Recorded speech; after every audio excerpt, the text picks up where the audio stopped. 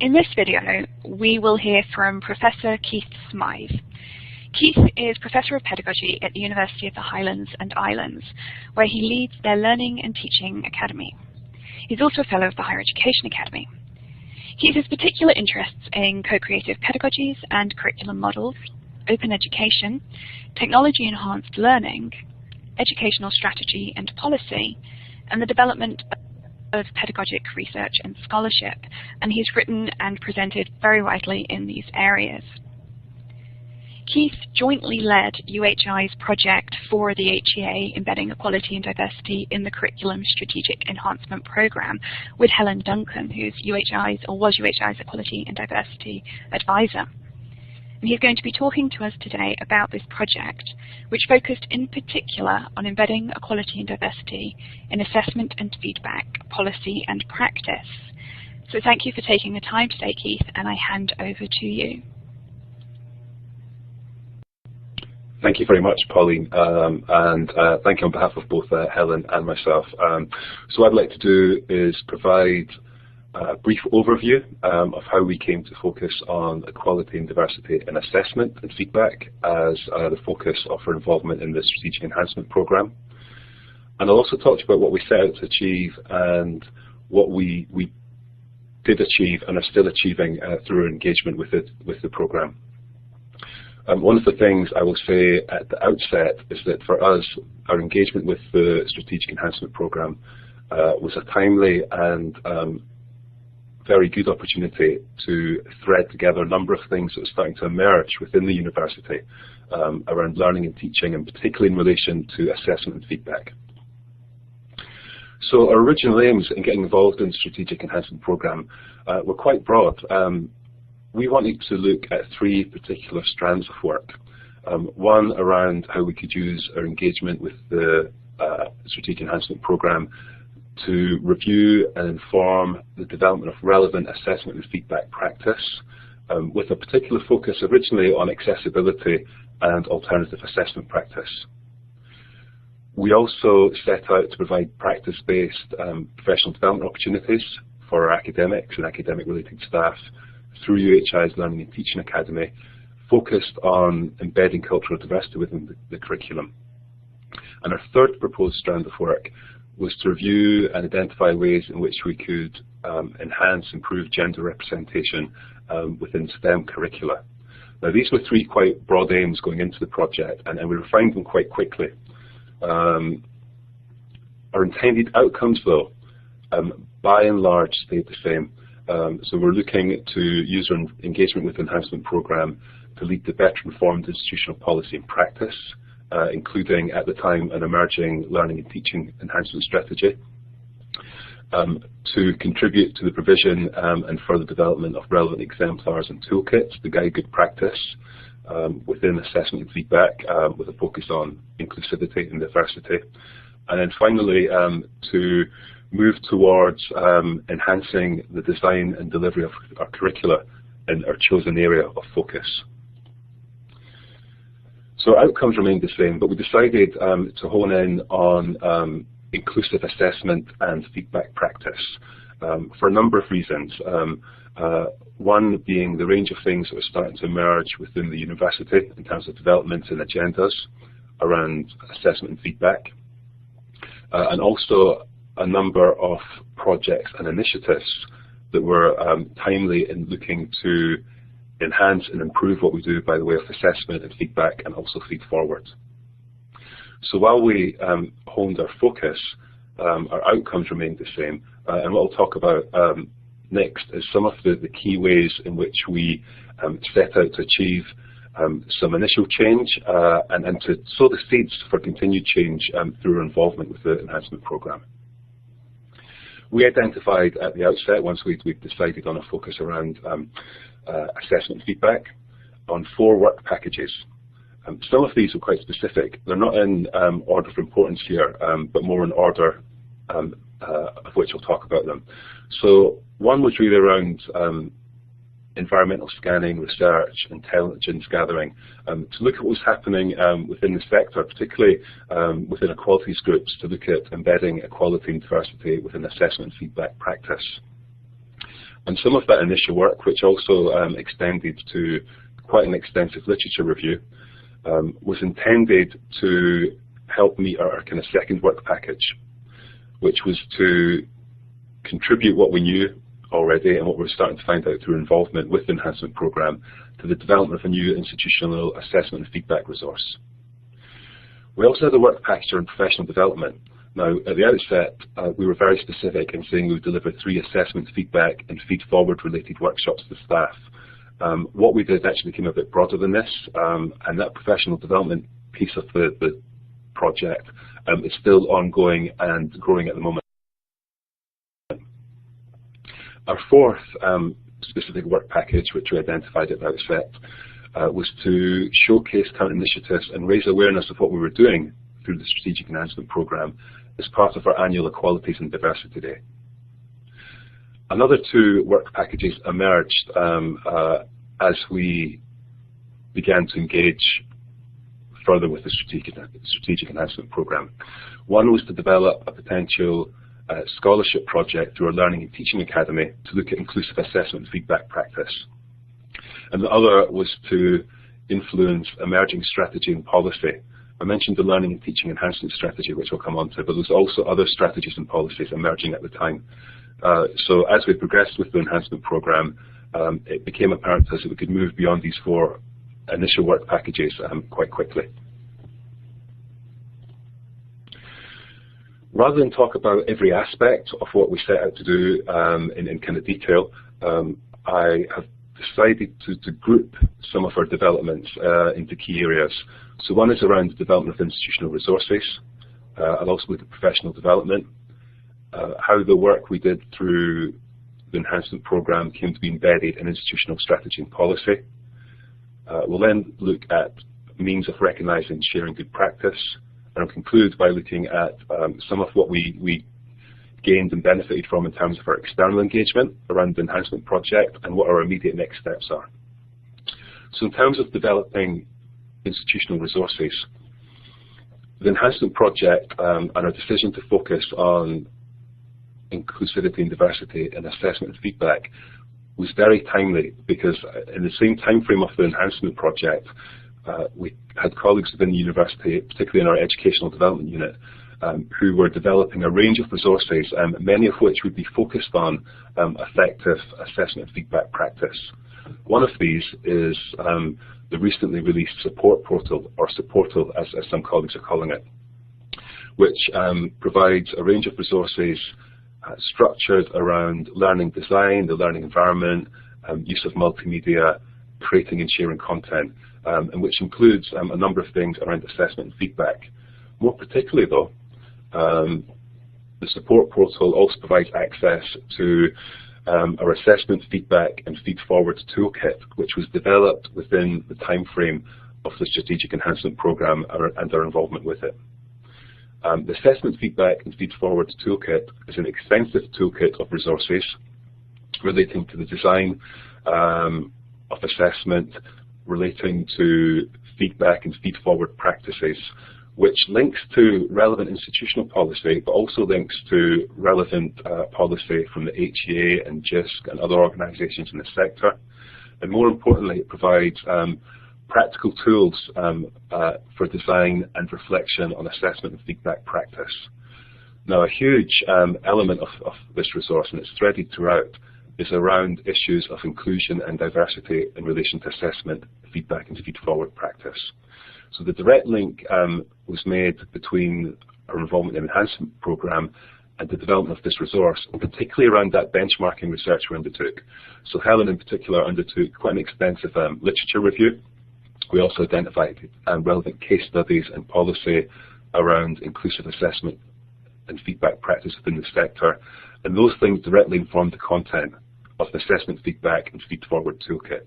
And as we progress with outcomes of the enhancement programme and as we progress with the development of other strategy and policy, we'll continue to develop this assessment, feedback and feedforward toolkit in ways that relate to a range of assessment and feedback practice, but which will continue to include a strong dimension around inclusivity and diversity in assessment and feedback.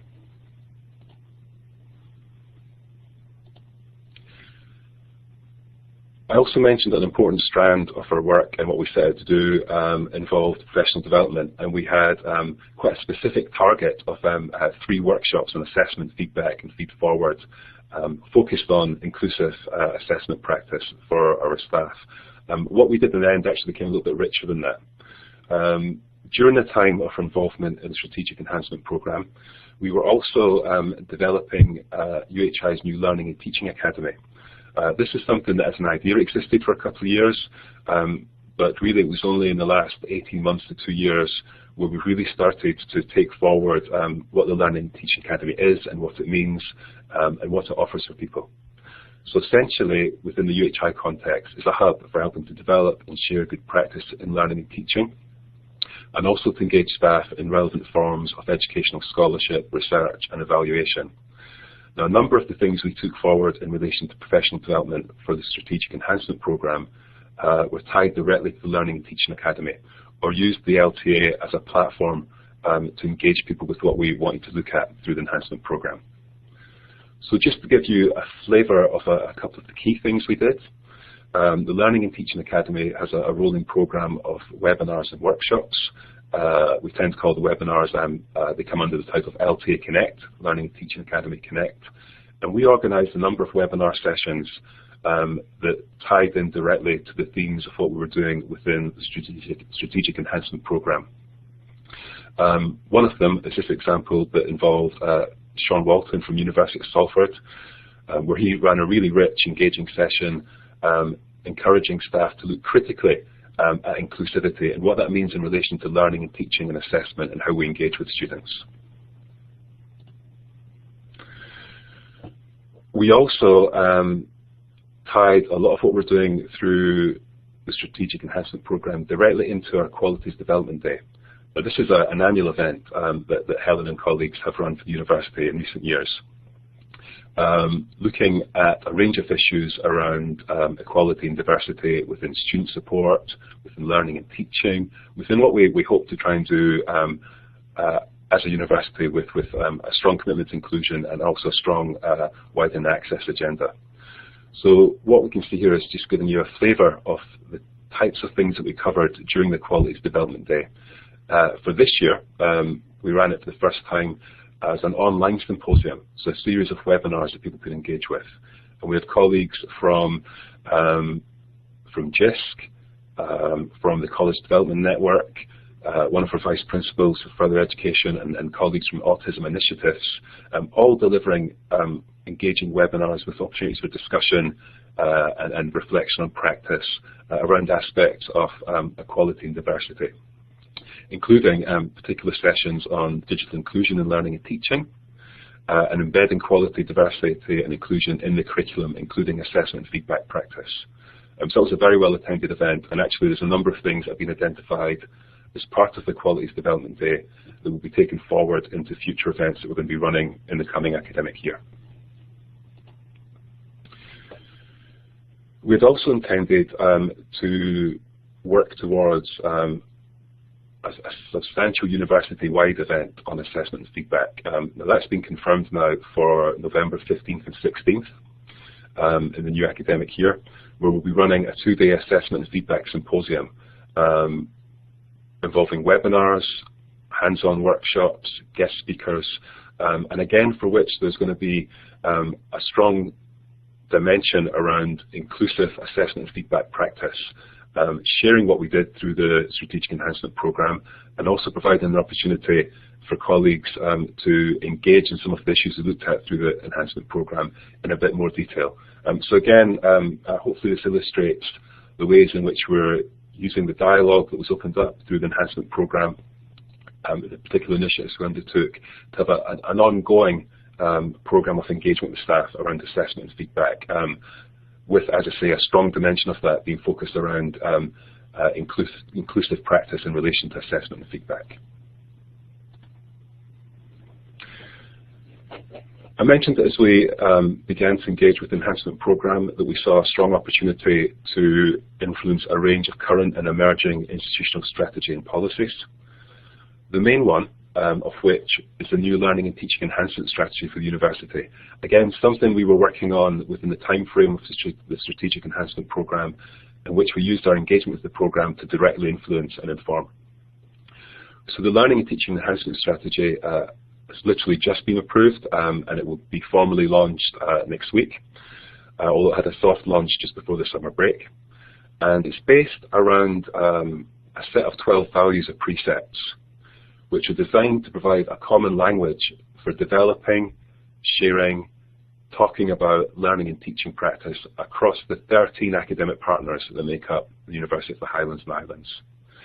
So to give you a flavour of some of the values and precepts that are most relevant in relation to the Strategic Enhancement Programme, these would be around evidence-based educational practice, assessment and feedback for learning, active and creative use of technology, and supporting the student as an individual. Now, to illustrate the ways in which our engagement with the Strategic Enhancement Programme directly informed the strategy, I'm going to focus on the second and last of the values listed on the screen there. So assessment and feedback for learning and supporting the student as an individual. So in terms of the learning and teaching and enhancement value for assessment and feedback for learning, this is how it's defined within the strategy. Assessment practice will be rich and varied and place an emphasis on students undertaking forms of assessment that are relevant, that present relevant learning opportunities in their own right. And this also includes a commitment to formative assessment and feedback that should allow students to reflect on and refine their work, with feedforward opportunities that allow them to make decisions about how to engage with the studies as they move between different stages of the programme. So in relation to the learning and teaching enhancement strategy, for each of the values within the strategy, we provide an illustrative set of exemplars that provide some guidance to staff on how they might realise or harness that value in practice. So you'll see on the screen there that we've got three illustrative examples that relate to what assessment and feedback for learning might look like in practice. These examples are intended to be relevant across a range of discipline areas, levels of study, and also the different types of programmes that we engage students with at the University of the Highlands and Islands, which can include FE, as well as undergraduate and postgraduate programmes.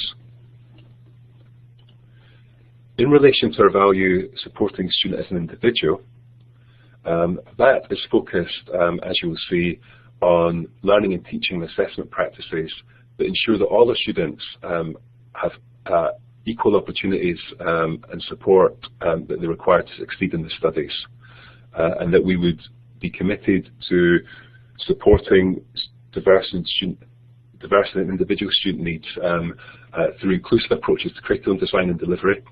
And that would include inclusive approaches to assessment and feedback, as well as contextualised personal and professional development. In relation to how that strategy might, that particular enhancement value might look like in practice, again, the learning and teaching enhancement strategy provides a small set of illustrative exemplars, of which the middle one is probably most appropriate and most directly relevant to what we covered within the Strategic Enhancement Programme, which is around ensuring appropriate and equitable forms of alternative assessment for learners who have individual needs relating to disability or other learning support requirements. Now, in relation to how this further gets embedded within the institution as we go forward, one of the things that we are working on, which is aligned to the new learning and teaching enhancement strategy, is a new policy related to assessment and feedback with a focus on inclusive assessment practice and the design and facilitation of alternative assessment methods. And I may say a bit more about that. So you see there a direct link between our engagement with enhancement programme, our development of the Learning and Teaching Academy and Learning and Teaching Enhancement strategy, and how colleagues might actually implement these values within the context of their own practice.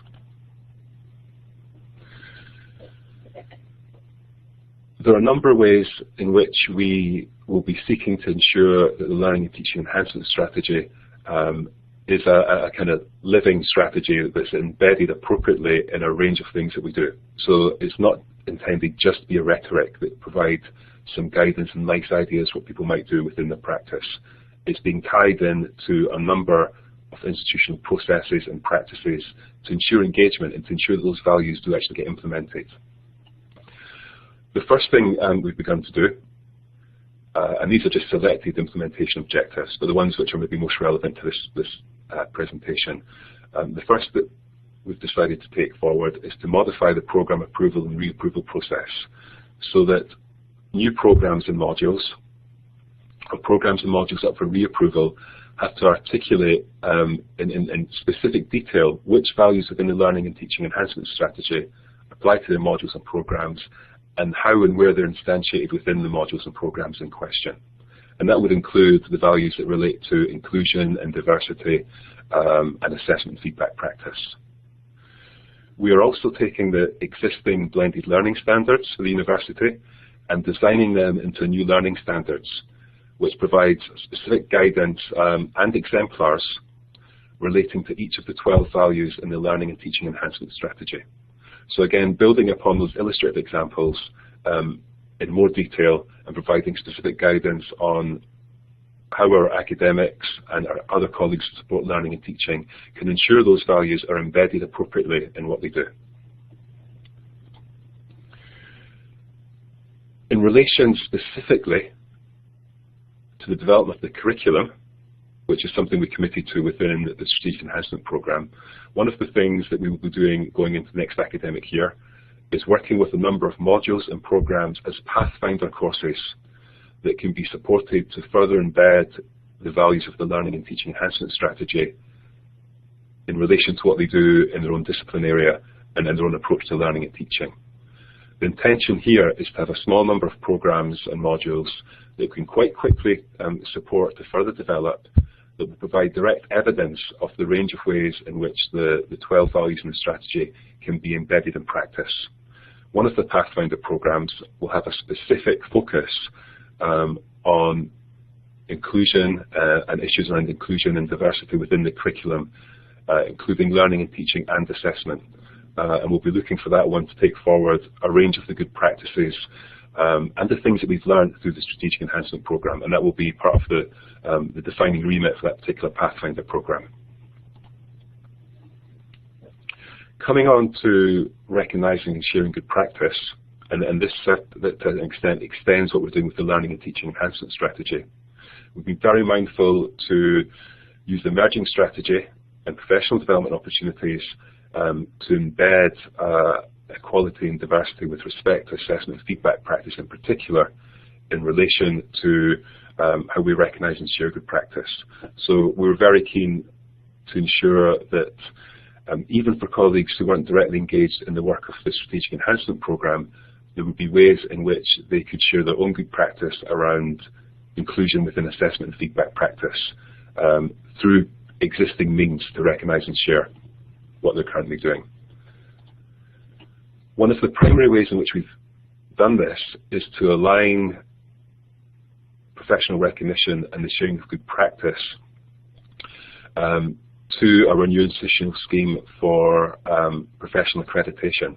So Alpine, Accredited Learning, Professional Development and Innovation in Education, is UHI's new framework which recognises good practice and can award recognition as Associate Fellows, Fellows or Senior Fellows of the UK Higher Education Academy. Now, as part of the Alpine recognition process, for those that go the portfolio route, it's a requirement of the recognition process that colleagues produce at least some of their evidence in the form of digital artefacts that can be used to share good practice across the UHI partnership. It's hard enough sharing good practice in a single institution. Across 13 institutions that are part of a federated university, it becomes that more challenging. So the sharing of digital artefacts through the Alpine recognition process is a key way in which we're trying to use recognition processes to bring to the surface and share a range of good practice. What did this mean in relation to a recognition framework and specifically the Strategic Enhancement Programme? Well, the means by which colleagues share their digital artefacts as part of the recognition process is through the UHI Toolkit. This is an existing toolkit of educational resources and materials which we've aligned to the Alpine recognition process. Colleagues are required to submit resources to that toolkit along with an explanation of what those resources are, how they might be of use or value to others in terms of a bit of inspiration or providing resources that could be repurposed. And what we're looking at here is a screenshot from the toolkit which is based on the examples, the resources that have been shared through the Alpine recognition process that relate to assessment and inclusion. So we see a couple of examples on the screen there. One being a student feedback and feedforward pro forma that other colleagues can repurpose, and the other being the UHI assessment feedback and feedforward resource which we looked at earlier. One of the colleagues that was involved in developing that resource shared it through the toolkit as part of their own recognition for senior fellowship. So what we're trying to do is integrate not just our values around learning and teaching, and specifically in this context, our values around inclusion and assessment feedback practice. We're trying to find ways to link together things in a way that brings to the surface and shares good practice and allows other people to benefit from and repurpose that practice.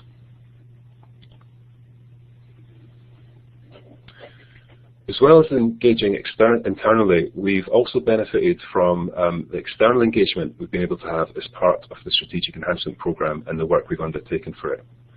So there are a number of things that we've done externally, and Helen in particular has been very active in engaging with a number of national conferences to present the work that we did through the Strategic Enhancement Programme, and also to learn things that have in turn involved the latter stages of the work we've done for the Enhancement Programme. The original benchmarking research that we did for our own work on the Enhancement Programme has also been used to contribute to the development of assessment and feedback resources for the College Development Network, particularly in the area of embedding equality and diversity in the curriculum. And we also committed at the outset of the Strategic Enhancement Programme to produce a journal paper for wider external dissemination.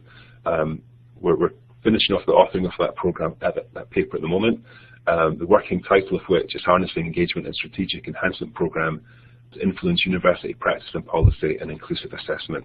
So that's forthcoming and something that we hope will be submitted to a journal and find its way through to publication in the coming months. I think to conclude, I'll outline some of our immediate next steps, a lot of which are about consolidating or further consolidating what we did within the Enhancement Programme to inform practice going forward. And I think, as I said at the outset, and this will hopefully be clear from this, a lot of the work we did in the Enhancement Programme was about consolidating things. That was our focus, to join things up and make them more coherent around learning and teaching, and particularly in respect to the Enhancement Programme, inclusive assessment, feedback and feed-forward practices. So in terms of our immediate next steps, we didn't manage within the lifetime of the Strategic Enhancement Programme to take forward the Learning and Teaching Academy Scholarship Project on inclusive assessment. We did put out a call, but other topics attracted the stronger applications. But going forward, we're about to announce another round of Learning and Teaching Academy scholarships. These are funded scholarships that allow staff to buy out some of the teaching time or get research assistant support to undertake an evaluation or a project. So the current round that we're about to announce will provide an opportunity for relevant ideas around inclusive assessment and feedback practice to come forward, probably with an intention that whatever someone might undertake, they produce something that can be disseminated within the university and also externally to showcase and share good practice in inclusive assessment and feedback. We will also be revising the institutional assessment and feedback policy, the existing policy, to include new guidelines on alternative assessment practice, which I mentioned earlier in the presentation. And that's something that's coming directly out of our engagement within the SEP, and which will be an addition to policy through our engagement with the SEP. We'll continue to develop the assessment, feedback and feedforward online toolkit, including to broaden out the range of exemplars that we can provide access to. And as I mentioned, we will have our Assessment Feedback Symposium in November 2017, a key dimension of which will be our work for the Strategic Enhancement Programme and providing further opportunities for staff to explore issues around inclusion and diversity with respect to their own assessment feedback practice. The final thing is really to ensure that the work we undertook for the Strategic Enhancement Programme continues to inform and align with how we evaluate both the Learning and Teaching Academy and the activities that offers going forward, but also that there's a direct link between the Strategic Enhancement Programme and how we evaluate the impact and implementation of the new Learning and Teaching Enhancement Strategy. We have a number of evaluation measures that we've identified that will help us do this. Broadly, one of those is around the extent to which we've achieved our original 4, now 6 work packages, which we identified as part of the Strategic Enhancement Programme. But also we will be looking, and have indeed started to look at how we can evidence engagement in relevant professional development events around inclusion and diversity and assessment and feedback with enhancements to practice. We will also continue to strengthen the links between the Alpine Professional Recognition Scheme internally and the increased visibility of good practice. That will include the work we do with the UHI Toolkit, but will also include, going forward, various symposia that we'll be running through the Learning and Teaching Academy related to the themes of the Enhancement Programme and our particular theme of assessment and feedback. Finally, we've just implemented new Learning and Teaching Enhancement Strategy, or we are now beginning that implementation process. We're currently identifying a set of indicators for evaluating engagement and impact that will be used at the midpoint and end point of the 5-year time frame for the new Learning and Teaching Enhancement Strategy. This will look at direct impact on learning and teaching experience and the student experience in relation to each of the 12 enhancement values, including those ones that relate directly and were indeed informed by our engagement with the Strategic Enhancement Programme. So a range of things happening directly through the Strategic Enhancement Programme and a range of things that will continue to happen informed by our engagement with the Enhancement Programme. And I think that's probably more than enough for me there. Thank you very much, Keith. And I think a good example there of utilising the programme to create a strong foundation for strategic development and future development of the embedding of equality and diversity here, in particular in assessment and feedback. I do recommend as well, those that are listening, that you look at the accompanying case study that goes along with this video. And I'm sure that Keith wouldn't mind either if you wanted to contact him regarding any of the points that he has made here or further development of his project. And the email address for Keith will be on the accompanying case study. Thank you for listening.